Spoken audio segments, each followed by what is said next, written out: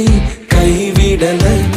வெறும் கையாய் கடந்து வந்தேன், இரு பரிவாரங்கள் எனக்கு தந்தீர். வெறும் கையாய் கடந்து வந்தேன், இரு பரிவாரங்கள் எனக்கு தந்தீர்.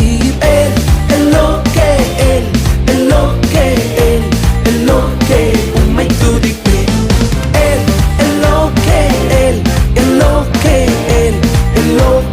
உம்மை துதிப்பேன்.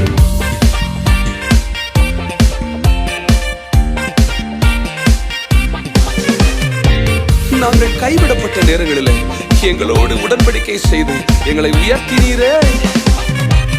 காயப்பட்டு நின்றேன், கண்ணீரில் சென்றேன், கலங்கின எனக்காக இறங்கி வந்தீர். காயப்பட்டு நின்றேன்,